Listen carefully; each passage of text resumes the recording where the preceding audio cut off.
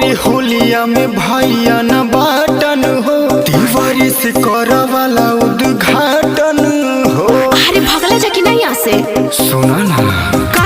अरे होलिया में भैया न बाटन हो, दीवारी से कर वाला उद्घाटन हो। अरे रे तू काम जानी करी हम खतरा के, तू काम जानी करी हम खतरा के। भले सगर तो रंगवा लगई ह जगह छोड़ दी हम खतरा के।